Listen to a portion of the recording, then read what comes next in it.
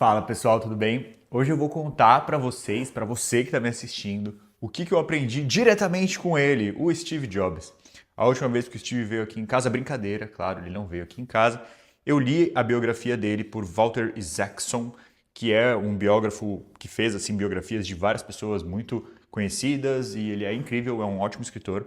Então, super recomendo as biografias dele e eu quero te transmitir aqui o sumo disso. Então, se você já leu o livro ou pretende ler o livro, ainda assim, esse livro pode, esse vídeo vai ser muito interessante para você porque eu vou trazer aqui algumas reflexões, mas eu vou relacionar principalmente com a capacidade do Steve Jobs de dizer não e como que essa capacidade levou ele tão longe, né? Levou ele a ser uma pessoa tão realizadora. Você pode gostar, pode não gostar, mas você tem que admitir que ele criou produtos que mudam nossas vidas até hoje, né? Ele já morreu e a gente está aqui falando dele num vídeo já fazem muitos anos. Então vamos lá, qual que vai ser a estrutura desse vídeo?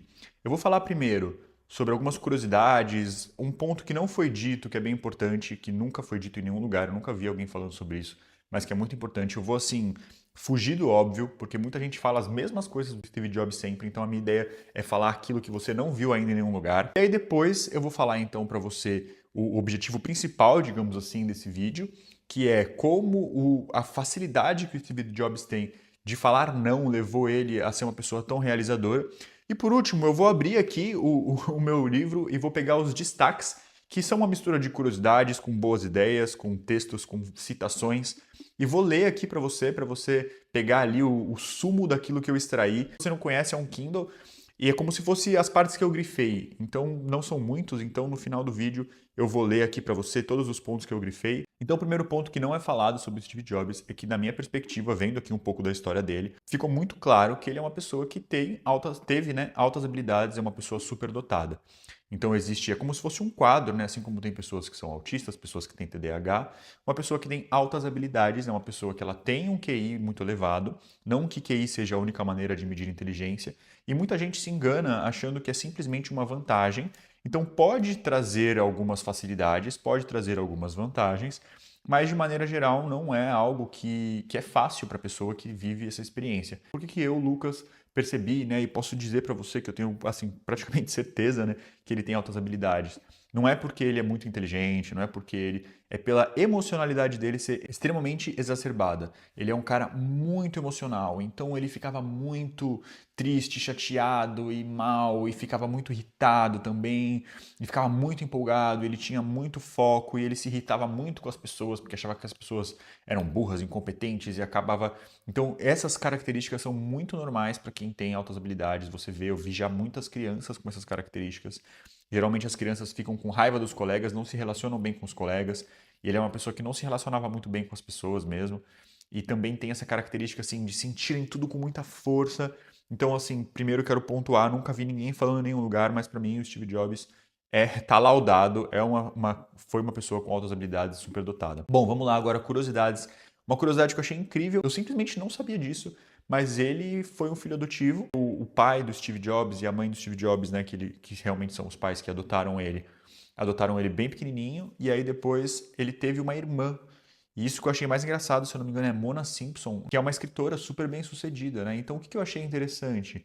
Que o Steve Jobs e a irmã, por um fator, eles compartilham de um fator genético muito forte e ambos trabalham com a criatividade. Então a gente vê muitas vezes a importância do ambiente, né? A importância das experiências que as pessoas têm durante a vida para formarem a personalidade, não só isso, como também para potencializar algumas características e tudo mais.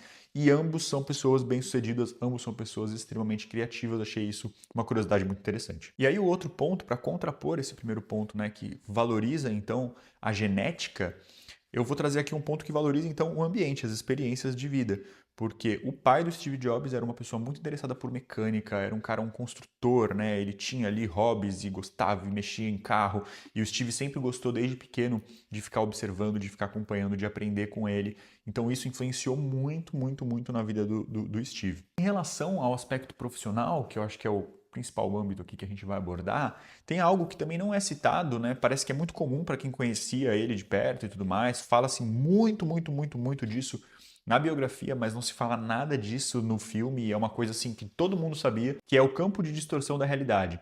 Então as pessoas que conviviam com ele falavam que existia esse campo, que ele tinha essa capacidade de criar um campo de distorção da realidade. E basicamente o que que era isso, né? Uma maneira dele ser extremamente persuasivo, com uma personalidade, ele impondo uma personalidade muito forte e ele tendo muita fé nas perspectivas que ele colocava. Então ele criava ali, né? Ele estava com um grupo de pessoas e às vezes de repente tinha algo que, se você pensasse sozinho ali, era totalmente impossível, sei lá, um prazo, por exemplo. Mas do jeito que ele falava e a maneira como ele acreditava e como ele se impunha, como ele dominava o ambiente, ele criava então esse campo onde ele distorcia a realidade, mas esse campo, para mim, na minha perspectiva, ele foi tão forte que ele foi distorcendo a realidade até que, de fato, ele transformou essa distorção numa realidade plausível, numa realidade concreta, né? Então, o que que acontece? Para conseguir criar esses produtos que mudaram o mundo, ele teve que, de alguma forma, persuadir as pessoas que trabalhavam com ele a acreditarem que era possível criar tais produtos, dentro de prazos, com materiais, enfim, dentro das características que ele ali estava julgando como importantes, a partir desse direcionamento que ele estava dando. Então, assim, eu acho que tudo, né, o resultado que está lá na frente, que é o produto, que é como isso impacta a vida das pessoas, começou lá atrás, dentro da própria equipe que estava ali com ele, de um momento onde alguém falou que uma coisa não podia ser feita e ele conseguiu convencer ela de que era possível fazer. Então isso é meio quântico, assim, né? A gente pensar que, poxa, ele criou a própria realidade dele envolvendo essas outras pessoas. E isso, assim, para mim, eu achei muito interessante, é um ponto alto, assim, eu comecei a ler o livro, eu vi isso, eu tive que contar para as pessoas que estavam ali, né, que fazem parte da minha vida, porque eu achei, assim, uma coisa realmente incrível, eu nunca vi ninguém ter essa capacidade, mas eu me inspirei, assim, e falei, poxa, que legal, né, quando você transmite uma fé muito forte em algo, e aí você, para você conseguir transmitir uma fé muito forte em algo, você tem que primeiro transmitir essa fé para você mesmo, né? Então você tem que ter essa fé. Então para o Steve poder falar para as pessoas com uma certeza muito grande, uma coisa meio absurda, ele falou antes isso para ele mesmo. Então ele criou a própria realidade dele dentro de um plano mental e conseguiu materializar, tangibilizar essa realidade através de produtos envolvendo outras pessoas então nessa fé, nessa crença. E isso servia desde criação de produtos, né, que é o grande fim, digamos assim, dele profissionalmente falando, mas também isso serve, isso faz muito sentido às vezes nas pequenas relações, né, às vezes na maneira como ele queria convencer alguém de algo, às vezes era uma jogadinha que ele dava ali, ele criava um campo, ele criava uma situação, então não só o que ele fala e como ele se impõe, e tudo isso e a maneira como ele acredita é importante, mas também a situação, né, o ambiente ali, como que ele organizava. Às vezes é um lugar certo, às vezes é uma maneira, o lugar onde ele está sentado. Tudo isso conta, tudo isso comunica e tudo isso convence.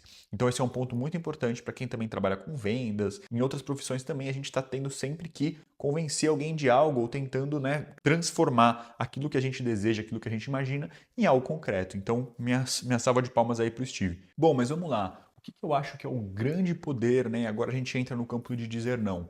O que eu acho que é o grande poder dele, fora o campo de distorção da realidade, fora a criatividade, fora o senso estético, mas eu acho que tudo isso, de certa forma, se relaciona, que é a capacidade dele de dizer não. Eu estou chamando de capacidade de dizer não o que muitas pessoas poderiam chamar como foco, né? Então, na verdade, o que acontece? Ele tem um foco de um sniper, assim.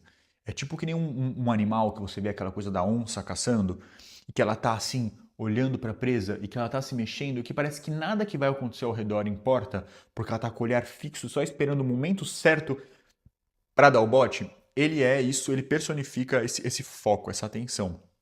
E como que é ter foco, né? Muitas vezes eu sou uma pessoa que tem dificuldade de foco. Então por isso que foi muito importante para mim. Eu tenho uma facilidade, na verdade, muito grande de foco de ficar aqui fazendo uma atividade só, que nem eu tô aqui com você. Esse tipo de foco eu consigo ter muito facilmente. Mas eu tenho uma dificuldade de foco de não dizer sim para muitas outras coisas. Por isso que eu estou dizendo que foco aqui na minha perspectiva é dizer não. Ou seja, já vou aqui simplificar isso para você. Quando ele estava envolvido com um projeto, com um produto, com uma funcionalidade, ele não deixava nada mais entrar dentro do campo de visão dele. Nada mais interferia na vida dele. Ele não queria saber de outras coisas a não ser aquilo, de uma forma assim extrema.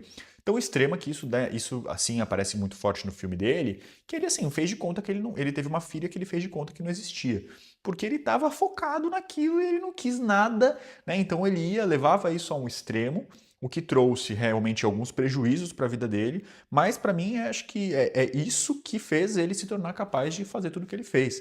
Né? Então, assim, é uma habilidade plausível. Então, o que acontece? Para ele poder dizer um sim com toda aquela força, né, com todo aquele direcionamento, ele tem que limpar tudo que está ao redor. Então, isso você vê na característica dos produtos dele. Né? Poxa, você vê aqui um negócio que não tem um botão. Né? Você vê um aparelho que é tudo muito simples. Ele tira tudo que faz ruído. Então, isso ele trazia da vida dele. Então, tudo que é ruído, tudo que são coisas que vão tirar ele do objetivo principal, do caminho, da direção que ele está dando, ele simplesmente deleta. Se ele estava numa reunião com outras pessoas, todas as coisas paralelas e às vezes que vem um papo que puxa para outro lado, ele tipo, é que ele era grosso, né? Então ele assim, sai fora, né? Vai, meu, cala a boca, ele não tá nem aí. Ele está falando disso, eu quero saber disso e acabou, né? Isso vai para os produtos, um monte de tudo que é botãozinho, que é coisinha, que não sei o que lá, que não serve para o objetivo final da coisa, ele também tira fora. Então ele diz não para muita coisa na própria vida, ele diz não para muitos acessórios e coisas dentro dos produtos dele, ele diz não para as conversas e para as ideias paralelas que fogem do objetivo, porque ele é um cara extremamente focado. Ele diz um sim muito forte e muito potente para aquilo que ele está fazendo. E nisso também, na formação de equipes. Ele não formava equipes grandes. Ele dizia não para a maioria das pessoas, ele dizia sim para 3, 4. Então ele queria ali algumas pessoas criativas que pensassem fora da caixa, que fossem ousadas perto dele, que ele conseguisse se relacionar para trabalhar com ele no time dele. Então ele não precisa também de uma equipe gigante, né? Ao mesmo tempo que ele tinha uma empresa gigante, ele não era um empresário que fazia gestão de várias coisas ao mesmo tempo, que nem a grande maioria de nós empresários fazemos. Ele fazia ótimos produtos. E o restante, a empresa se encaixou por sorte, por azar ou por capacidade dele. Mas assim, as coisas deram certo, né? Não podemos dizer que não. Mas ele tinha esse foco, ele mesmo como CEO e tudo, o foco dele era construir produtos. Ele não era focado em gestão, em contabilidade, em nada disso. Ele simplesmente criava bons produtos. E esses produtos dava conta de todo o resto funcionar e todo o resto parar em pé. É ousado, é arriscado. Eu não consigo, e eu acho que você também não vai conseguir ter essa precisão de, tipo assim, realmente ignorar as outras coisas da vida. Mas a gente pode trazer isso um pouco para nossa realidade e pensar o que é ruído e o que realmente é o meu objetivo, né? O que são distrações e qual que é o meu caminho. Então, capacidade incrível. E já que eu falei aqui, para não ficar tipo fanzoca dele falando bem do cara e tá tudo certo, vou falar aqui de uma característica que eu achei muito ruim. Acho que tem até a ver com essa história do foco, dessa coisa que ele tem também, mas ele era uma pessoa extremamente dicotômica nas percepções e nas análises de pessoas e de situações, etc. O que isso significa? Ele era uma pessoa que ele não conseguia ver os tons de cinza entre o preto e o branco. Ou você falava uma coisa que era uma bosta e que você era um retardado e que ele, queria que você sumisse da frente dele, ou você falava uma coisa que você era um gênio e que ele te amava e que você era a pessoa mais inteligente e interessante que ele já viu na vida. Então os produtos, muita gente assim ficava muito chateada, né? Ele não tinha essa sensibilidade de às vezes mostrar para uma pessoa tipo, olha, e isso atrapalhava ele de certa forma. Eu acho que isso atrapalha, porque às vezes o que acontece? Te mostro esse caderno aqui, por exemplo. Esse caderno, de repente, você não gostou dessa linha que tem no canto da página. Isso não significa que esse caderno é uma bosta. Isso significa que se você trocar essa linha e colocar ela mais para cá, pode ser que ele fique bom. E ele ia muito nesse caminho de isso aqui é uma merda. E as pessoas tinham que meio que sacar e tiveram que aprender a conviver com ele. Eu acho que talvez ele poderia até ter sido mais rápido se ele conseguisse falar de um aspecto dentro do todo. Então, em vez de ele falar que esse caderno é uma merda porque ele viu uma coisa que ele não gostou, ele poderia ver o caderno, ver o que ele tem de bom, ver o que ele não gostou e falar: olha, esse caderno tá bom, mas isso aqui precisa mudar. Isso aqui é uma merda, que seja. Mas ele podia dar essa filtrada e conseguir ali talvez ter uma relação melhor com as pessoas e conseguir até ser mais rápido, né? Claro, quem sou eu para falar que o Steve Jobs podia ser mais rápido, mais produtivo, mas aqui, enfim, eu pensei nisso como eu adapto para minha vida, né? Então essa é uma característica que eu não queria, que eu acho que é importante não ter e que eu observo nas pessoas de você não desvalorizar um trabalho de alguém ou você não desvalorizar uma coisa inteira por conta de um pedaço dela, né? Inclusive uma pessoa, às vezes é uma pessoa incrível na sua equipe, mas que ela tem essa característica que de repente se você mudar ela de função, ela se encaixa muito melhor. Então, isso de você poder olhar um todo, desmembrar em partes e ter uma análise crítica a cada uma das partes, para mim é uma característica e uma qualidade que faltou no Steve Jobs e que poderia ter deixado a vida dele um tanto quanto mais fácil, mas que talvez seja um efeito colateral dessa própria capacidade incrível que ele tem de focar muito. Então, ele é tão focado que é sim ou não, né? É a dicotomia. Vou agora levar aqui os principais highlights, né, que eu anotei, minhas anotações, vou tentar ser breve aqui com você. A primeira anotação é sobre a infância dele, é uma citação. Sabiam que a escola estava falhando por tentar me fazer memorizar coisas estúpidas em vez de me estimular. Um clássico sobre educação. Aqui, Atari e Índia. Tem algumas anotações, eu não vou ler elas para você, mas ele fala um pouco sobre as terapias que ele fez. Então ele foi um cara que buscou muito autoconhecimento, uma coisa transcendental, espiritual. Todo mundo fala, né? É óbvio, a questão do LSD que ele tomou, mas a questão não é o LSD em si. A questão é que o LSD foi utilizado como um meio num momento onde estava sendo comumente utilizado dentro de processos terapêuticos, né? Algo que eu acredito que não aconteça mais com tanta frequência e não seja mais tão popularizado, porque na verdade foi uma parte de algo, de um inteiro, né? Então qual que era esse inteiro? Era a busca espiritual do Steve Jobs, a busca por descobrir quem ele é, a busca em relação ao autoconhecimento. E aí falou que o John Lennon fez a mesma terapia, uma terapia chamada Grupo Primal, e eu achei muito interessante, eu anotei isso porque a minha avó foi uma pessoa que trouxe essa terapia, ela aprendeu com o Osho na Índia, ela trouxe a terapia para o Brasil, então achei interessante, fiz essa anotação. Aqui um outro ponto legal, ele falando sobre o Steve Jobs, ele enfatizava que você nunca deveria começar uma empresa com o objetivo de ficar rico. O objetivo deve ser fazer algo no que acredita e criar uma empresa duradoura. Uma frase muito conhecida aí, que está aqui citada também, é a simplicidade é a verdadeira sofisticação, que vai muito de encontro com esse conceito do minimalismo, né, que o Steve Jobs tinha muito forte dentro de si, que, enfim, para a questão estética, mas a gente falou bastante sobre minimalismo aqui, né, sobre estreitar, sobre limpar, tirar o ruído e focar no essencial. Aqui tem uma frase do Picasso: bons artistas copiam, grandes artistas roubam. Então, vamos fazer aqui uma homenagem a Deus, que foi o artista primeiro, né? Outra frase: novas ideias são apenas parte da equação, a execução é tão importante quanto. Aqui a máxima preferida do Steve Jobs: a jornada é a recompensa. Outra frase bem conhecida: consumidores não sabem o que querem até mostrarmos a eles. Essa aqui é para pegar no ego de todos os artistas, hein? Artistas de verdade concluem. Tem muito artista que não conclui seus trabalhos, ótimo. Outra máxima que o Jobs gostava bastante é melhor ser um pirata do que se juntar à marinha. Essa outra frase aqui também é legal. Qual a diferença entre a Apple e os escoteiros? Os escoteiros têm supervisão de adultos. Aqui, isso aqui é interessante, hein? É bem reflexivo. Quanto mais o mundo exterior tentar reforçar uma imagem sua, mais difícil é continuar a ser um artista. Por isso, muitas vezes eles precisam dizer: tchau, tenho que ir, estou ficando louco e tenho que sair daqui, e vão hibernar em algum lugar. Talvez depois ressurjam um pouco diferentes. Porque é isso, né? A arte é uma expressão do ser. E quando é aquela história, né? Quem se define se limita. Então, às vezes, a sociedade tenta limitar, definindo um artista, e isso traz limitações cognitivas e, enfim, eu acho que é interessantíssimo isso, uma reflexão aí para você. Aqui falando da relação dele, Next, Apple e toda aquela briga que ele saiu, voltou, que o preparou para o grande sucesso que teria no ato 3, que é quando ele volta para Apple, não foi sua expulsão da Apple no ato 1, mas seus fracassos brilhantes no ato 2. Então é quando ele esteve fora e tudo aquilo que ele viveu preparou ele, né? Ele aprendeu, porque imagina, era um cara muito novo, muito criativo, muito talentoso, que de repente deu muito certo e isso trouxe um desequilíbrio gigante, vários problemas para ele, né, em relação ao próprio comportamento que ele tinha. E ele apanhar um pouco da vida fez bem para ele de certa forma. Então, legal, foi o que preparou ele para ele voltar depois um pouco mais ponderado. E aí tem essa frase maravilhosa que é de uma campanha publicitária, não foi ele que escreveu, mas que é: um viva aos loucos, os desajustados, os rebeldes, os encrenqueiros, os que não se encaixam, aqueles que veem as coisas de um jeito diferente. Eles não gostam de regras e não têm respeito pelo status quo. Você pode citá-los, discordar deles, glorificar ou achar que são vilões. Você só não pode ignorá-los, porque essas pessoas mudam as coisas, levam a espécie humana adiante. E embora possam achar que se tratam de loucos, nós enxergamos gênios, porque as pessoas que são loucas o bastante para achar que podem mudar o mundo são as pessoas que fazem isso. Então eu acho lindo isso aqui, eu sempre leio para meus alunos e eu acho maravilhosa essa campanha publicitária da Apple. Olha que legal essa outra anotação aqui. Criamos o iPod para nós mesmos.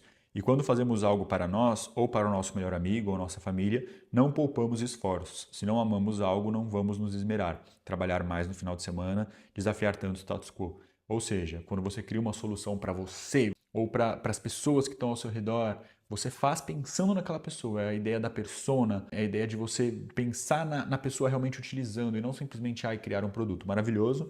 Isso aqui é uma característica que eu vejo que eu tenho igualzinho. Ele fala que, porque ele era uma pessoa que ficava muito irritada, mas é que ele conta que ele fica irritado, mas que é muito rápido, que passa muito rápido, eu sou igualzinho. Aqui uma analogia que ele faz, que eu achei bobinha, mas que eu achei muito boa. Ele usava muito, assim, nas falas dele, umas analogias fortes que simbolizavam até essa dicotomia que tinha dentro dele. Então, alguém elogia um componente do iTunes e ele fala que é como dar um copo d'água gelado para quem está no inferno. Então ele usava bastante essa linguagem, assim, que eu acho bem interessante e que faz muito sentido, né? Ele ter essa capacidade de criar analogias. É uma capacidade criativa muito importante, inclusive para quem é escritor, como no caso da irmã dele. Aqui ele fala que as ideias elas são muito frágeis, então você tem que ser gentil quando elas estão em desenvolvimento. Então fala um pouco da ideia da sementinha, né, da ideia que ela tá ali ainda, mas eu não vi ele ser muito gentil aqui no livro, mas eu acho que ele não era tão gentil com a execução das ideias, mas a elaboração das ideias, ele gostava de botar bastante combustível, ele gostava de provocar a criatividade nos outros e nele mesmo.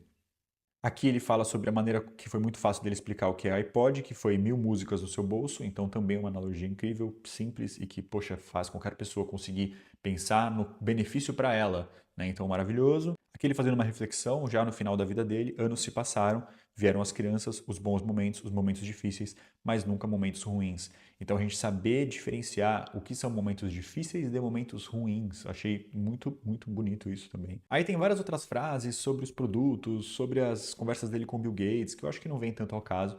Eu vou trazer aqui minha última anotação, que eu achei maravilhosa para a gente fechar com chave de ouro, que é: se você não está ocupado nascendo, está ocupado morrendo. O que isso quer dizer? Que você tem que estar sempre se recriando, né? Que você está sempre renascendo, que você está sempre de alguma forma em transmutação. Então achei muito bonito isso, porque a gente não, né, vai muito para aquela ideia de novo do artista que não deve ser limitado a partir de uma definição. A gente não pode nos definir, né, e saber quem nós somos sem antes a gente ter a percepção de que estamos sempre mudando. Maravilhoso. Espero que você tenha gostado. Você pode agora olhar para a sua vida e pensar o que é ruído e o que realmente eu preciso colocar minha energia. Quais são os nãos que eu não estou dizendo? O que é aquilo que eu preciso de fato focar?